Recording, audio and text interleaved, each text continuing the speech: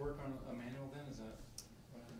Yes, yes, yeah. Yeah. So, you know, Emmanuel's probably the one that maybe surprised everybody, but, you know, certainly he visited here officially with his family when we played UCLA, our last home game.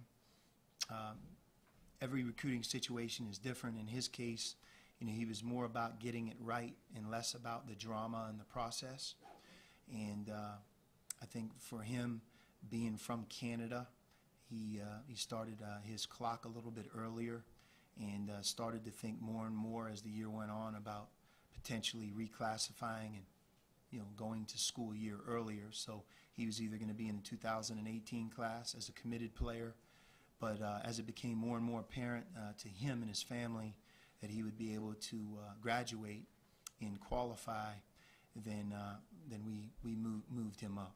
But, you know, I think any time that you replace your senior year of high school with coming into a college program like ours, you know, certainly from a development perspective, it's going to be sped up astronomically. And, you know, for him, I think that he's going to really gain a lot through our strength and conditioning program and beginning his college education.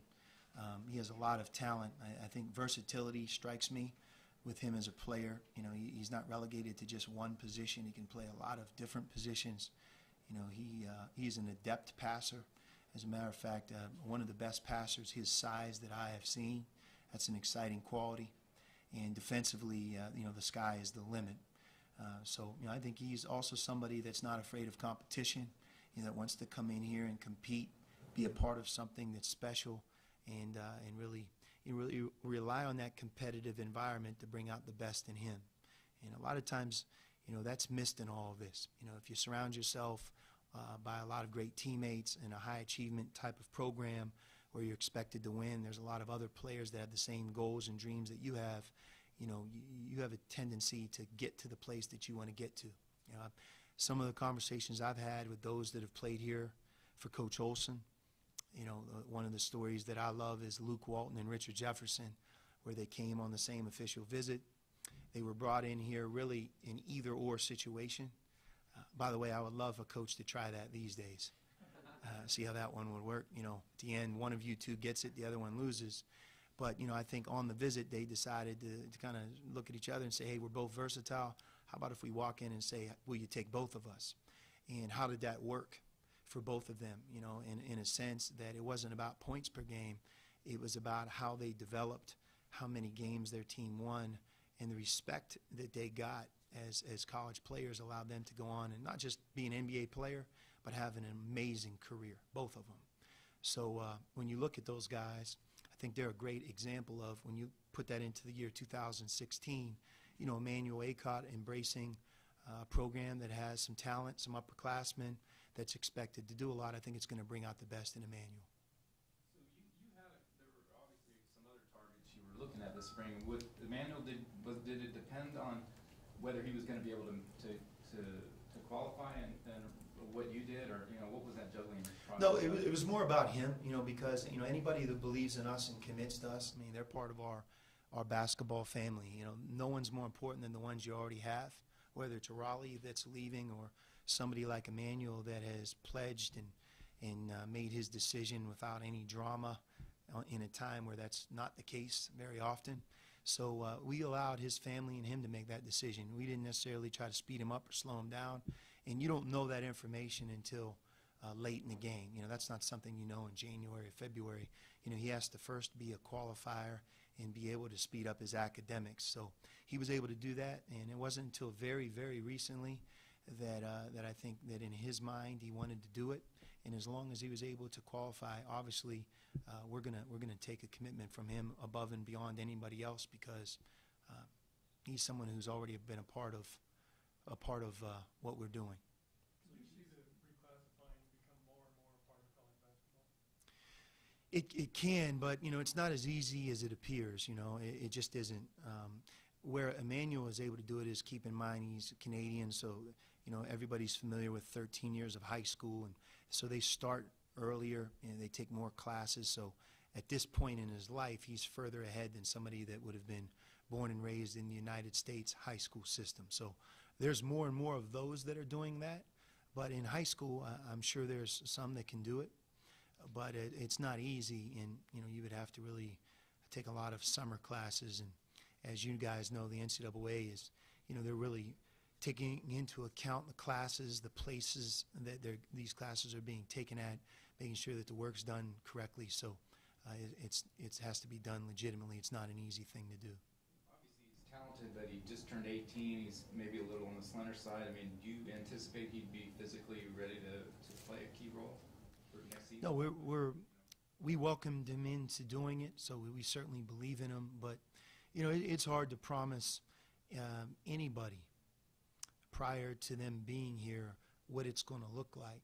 If you even go back to last year, who could have ever predicted the off the court and the injuries that we went through in November and December? It allowed some of our younger players to get a lot of experience in November and December that maybe they otherwise wouldn't have gotten. And each year represents its own challenges. But, to win it all, to have a great season, to reach the goals that we have and are expected to achieve, you need depth, you need quality, you need a great recruiting class, you need players that are willing to sacrifice, you need upperclassmen that are at their best, leadership. Everything means a lot. So I think from a talent perspective, we all get 13 scholarships. It's not like at Arizona we get 18 and everyone else gets 12. So with that, we all try to do the best we can to have the best team each year. And, today represented the end for us. But if you would have asked me 2 weeks ago how it would have ended, I could have given you 3 or 4 different versions of it. We didn't know. We just tried to work to the end to do the best that we could. I don't think we've talked to you since a couple months or whatever, but were you surprised that Chance decided to go, and for whatever reason he decided to? Yeah, I was surprised that Chance went, but along the same lines of Raleigh, that's his family's decision, that's Chance's decision. I'm not sitting here every day hoping that things don't go well. I want him to do well, and if there's any way that we can help him as a basketball program, we want to help him. So, like, he had the same 3 options as Raleigh. You can come back to school, you can test the waters. Once you test the waters, you can make your own decision, or you can get an agent and leave right away like, Lowry and Kobe decided to. So with each situation, it's different. It reminds me a lot of the recruiting situation. There's no two alike. And I think when people are deciding whether to leave school or not, there's no two that are alike. Our role at Arizona, both myself and our coaching staff, is can we provide them the most accurate information that's out there? And once that's provided, then it really is whatever role that they would like us to have, we'd be more than willing to take that role. But the role is different with each situation, but I hope Chance does well. With Kobe, speculation was kind of seemed like maybe a 1-year deal from the start. Did that surprise you, or did you figure, maybe the way it ended the season for him, maybe he was best to go try and go? No, Kobe and his family are very transparent, and I think they wanted to get it started. He, as you guys know, is one of the most athletically talented, gifted kids that we've had. If you just look at who he is now physically, it's scary to think where he'll be 3 or 4 years from now. He's continuing to make that transition from being a high school point guard and now to be a pro point guard. But there's a development process that he's going to go through, whether he was here or whether he's in the NBA game or wherever he's at. So I think that development will continue for him. But there was no surprises. We anticipated him leaving. Beyond Parker, how many guys do you think you'll have that can play point guard minutes next year? 3 or 4, and that's yet to be worked out. But I think Emmanuel Acott can certainly do that. He's very young right now, but his future might be at that position one day. Alonzo Trier can slide over there as a veteran, somebody who continues to work to become adept at passing and scoring. And certainly, the thing about Alonzo, he has a total command of our system, and he's a great free throw shooter. So, a lot of times you want the ball in a guys like that hands. But Parker right now, as a senior, somebody who's played that position for 4 years, if you look at his assist-to-turnover ratio, I'm hoping that he can get a year of health from start to finish. But he's working really hard right now, and I've seen it 4 or 5 times in the last 6 seasons where you have that junior becoming a senior, and that you can just see it in them that they're going to have a great off season and they're going to be a meaningful, better, improved player as a senior than they were a year earlier. Kadeem Allen was that a year ago, and I believe that Parker will follow that. If you look at Parker's three-point shooting in the Pac-12 the last 2 seasons, and you look at his assist-to-turnover ratio, you know, it's nice to have somebody returning as an upperclassman who's already done that. And I think that he has one more level he can be at as a player. And, you know, we're talking to him every day about getting to that level, but he's bound and determined to do it.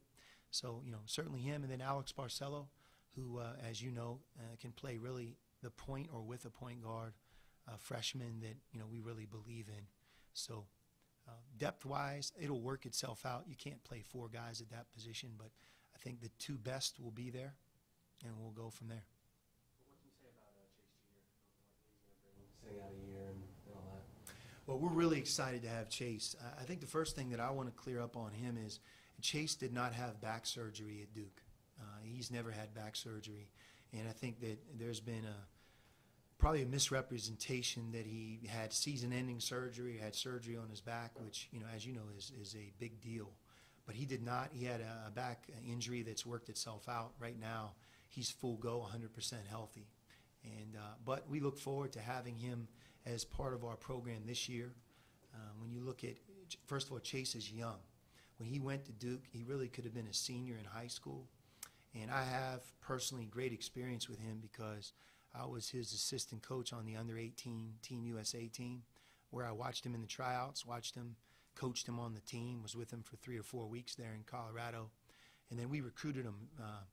Didn't do a good enough job the first time around, but we became very familiar with his character and his talent level. But I'm here to tell you that, you know, when you look at where he'll be in his career, his talent, physically, who he'll be and what he's gone through, I think we're getting an excellent player and somebody that, you know, we expect great things from. He expects great things from himself. But even on this year's team, I think some of the leadership he'll be able to provide every day, the depth in practice, you know, it's going to be exciting to watch, you know, our front line practice against each other every day. You know, we talk a lot about the highly competitive environment. You can say it, but you need the players to be able to represent it. And I think getting Chase was a big, big coup for us, as big as anything we were able to do this spring. And we're excited, and I think he's excited as well. I mean, you say he's full go now, but I wondered, to you, is it a parallel with when Ryan Anderson came here and kind of worked to get stronger and better after his injury, or do you think Chase is further along physically? No, Ryan had an injury, and he required surgery while he was here at Arizona. And no question, his body changed because of our strength and conditioning program, but also through Ryan Anderson's determination. But Chase we don't anticipate him having surgery. So I think his year of development here will be big. Now that Kadeem's gone, who do you anticipate stepping up as that all Pac-12 defensive guy that you can have on the perimeter?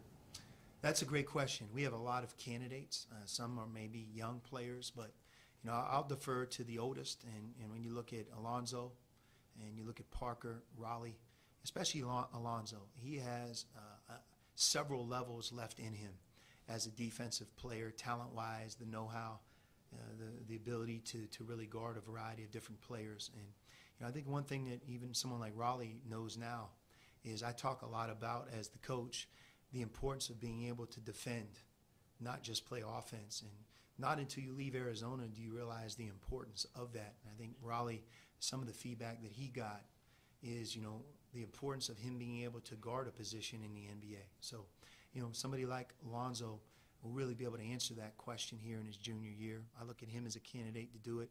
You know, certainly Parker and Raleigh as well. And like I said, I think the exciting part for us is we don't have that worked out right now. We have a number of candidates, and we'll know more as we get into November. It's really early on, but what excites you about the prospects of your team's makeup going into next season?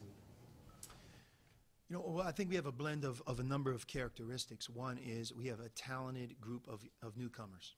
And with that, not just guards, not just bigs, but a variety, a balance. Wings, shooting, guards, front court players. We add, I think, a lot of talent in the freshman class. You know, DeAndre Ayton in particular, because of his physical size. It's striking to look at him right now and think that he's never lifted weights. So I think he adds a dimension that any program would love to have. But the whole group of incomers, Chase included, will give us, I think, a boost. And we also return, I think, a lot of proven players, experience, leadership, and I think some players that have a healthy chip on their shoulder, whether it's Parker to prove himself above and beyond what he's already done, Alonzo and Raleigh to prove that they can become NBA players, coveted players, the best that they can be in college. Duson, who is as good of a scorer, a low post scorer as a senior center as maybe I've seen. So it's going to be interesting to watch his experience and his skill level come together. So we have a lot of different qualities, and some of the teams that I've had here, that we've had, that have made a run, that have been a high seed, those teams have had those same types of qualities where you have the combination of experience and talent in the freshman class. Did you see it overall maybe as potentially as good roster as you've had compared to, say, 14, 15 maybe? Or? It's along those same lines. I mean, we'll see. Number one, injuries. Number two, is everybody who we think they are? And I think sacrifice is a big word here, where everybody has to play for the bigger objective and the bigger goal, and that's a lot easier said than done. I think every team tends to talk about it, but very few can back that up. When you talk about playing for Arizona, the name on the front of your jersey, there's a lot that goes into that. And it's okay that each of our players has their own individual goals and aspirations, but as long as that vehicle that they use to get there is through Arizona, then we're all fine. But we're so far away from being able to do that. But it'll be an exciting summer. As you well know, August represents something that's unique as well, in that we're allowed to take a foreign trip. We're going to Spain. We're going to have an opportunity to practice near the end of July and early August. And I think it's going to be great for our coaching staff. It's going to be great for our newcomers. But it's also going to be an exciting time for our returning players, where they can show the young guys how we do it, and then I think grow closer as a team through an experience that you're not able to get very often. I know there's a couple more decisions around the league to be made, but how do you feel like the guys coming back, the guys who've left, might help shape up the Pac-12 next year? Well, I think we'll know for sure over the next, 3 days, but it sounds like just about everybody returns. USC, looking at their talent that they had this year, they did a great job. Did a great job in the NCAA tournament, and to think of who they welcome back, plus I think a couple of newcomers transfer that they'll also add to their team. They're going to have a terrific team, great roster. And but I think that our conference is as healthy as it's ever been, and it'll be an exciting time. You have Talbot, by the way, he's still for sure next year? Anything? Yeah, he got his 6th year back. The NCAA allowed him to have it, so I'm happy for him. And he'll end up finishing. A lot's been made of the grad transfer, where those guys tend to take a few classes and not finish. Talbot's going to be able to finish that, so that's great for him. And also, it's also great for us to have him as, again, somebody who's in his 6th year of college, who's from Tucson, filling that leadership role that's so vital each year. I was wondering, was there a thought that maybe you, even if he got clear, maybe just not play because with the injury suffered and being an older guy, or was he always wanting to play because? No, I think he wanted to play. He came back to Tucson, to the U of A, to have that opportunity, and it was taken from him. So we're hopefully have a great stretch of health here and have a clean final year of basketball. Hey, the way Raleigh walked in here today dressed like that, is that just typical of the way he is? He is. He's such a unique kid. I would say he's one of many that perception and reality can be two different things.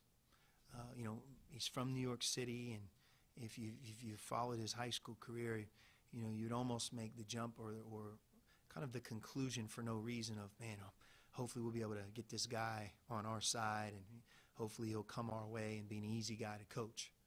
But I think that's almost stereotyping him of where he's from, and almost like that he's going to be the life of the party. Once he's a part of your structured everyday program, I mean, he's as easy of a guy to coach He's as likable of a teammate to have as anyone we've ever had here. He goes about his business just like he did today, in that he loves the game. He works hard at the game. He has a style that's very unselfish. I think he's on a quest to become the best he can be, and there's nothing wrong with trying to become an NBA player, and clearly that's on his mind, but the way he goes about it is very healthy. But he's really fun to be around, and just easy to be around for his teammates. I think very likable if you follow him as a fan. And just like he got feedback from the NBA team, so did I. And some of the feedback you get is that just the same. His personality shines through as being very genuine and honest. And I think his love for the game is very, very genuine and honest. There's a lot of guys who act like they love basketball, and then when you coach them, you find out that it's not that they love the game, it's they love what the game brings to them. Raleigh truly loves the game. He wants to be a great player, and he's won at every level. Still a month to go for the draft, but just curious what your thoughts on where Lowry and Kobe might go, and if Kadeem has a shot or might get a free agent deal, or kind of what are you hearing and what are you thinking about those guys? Lowry's probably the one that I could speak on, and that I think he's a no-brainer lottery pick. Where that falls, I don't know. I think there's some of that is yet to be determined by the process that each of the teams will go through. But he's someone else that we're really proud of. It's his 9 months went by way too fast, but he's just a great kid, and he did a fantastic job academically, and we're really proud of him. It'll be a great day to see him become a part of the NBA. What kind of tangible impact does Romar have so far in his first month or so that he's been here? Well, Lorenzo, I think first and foremost is just trying to move to Tucson. I think he has a family, and it's not just as easy for a coach to just pick up and move from one place to the next. So it's been a part of it, and in that transition. But it's nice to have him around, and I think that the qualities that Lorenzo brings to our staff and brings to our program speak for themselves. It's a wealth of experience, just an impeccable character, and someone who's just really been there and done that at every level. As a player, somebody that's spent a lot of time in L.A. growing up, been a part of the Pac-12. I was kidding with him the other day. He might have the Boston Celtics backcourt. You look at him, and he could potentially be their coach, depending on how the draft works out, which is, I guess, from that perspective, quite a testament to him. How many guys do you have, or do you have anybody for pre-session and summer one coming up? And does going to Spain affect, when guys are taking classes? Yeah, we're working through all that just to get everybody certified and cleared from high school, but we don't anticipate any problems. We have, I guess, a couple guys taking a pre-session class. The two that are here right now are Parker and Alonzo. And then we have a number of guys that are home that will return in June. And then all of our newcomers at some point will be here in June, either for summer session 1, which begins, I think, in June 6th, or the bridge class, which is in the middle of June. Well, you can have them come. They can just go to summer too, can't they, to be eligible for Yeah, Spain? Or they can. Worst case scenario.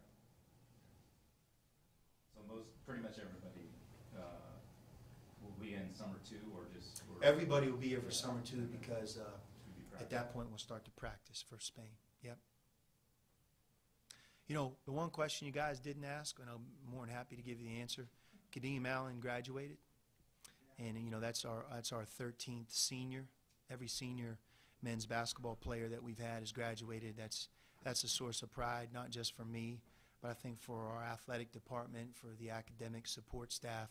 It's not nearly as easy as everybody thinks these days to take somebody in and get them all the way through, where it ends and they have no more eligibility, and yet in the spring they finish with their degree. And in Kadeem's case, and I know I brought it up constantly, for him to leave New Hanover High School in Wilmington and go to junior college, redshirt, and end at that finish line and watch him graduate is quite a testament to him. So we're proud of him as well. And I think next year, if you look at the end game, we'll have Duson and Parker, those two in particular, which they'll have the opportunity to graduate. And Keanu's in that same boat as Kadeem, but he doesn't have a redshirt year. So we're working towards making that happen as well.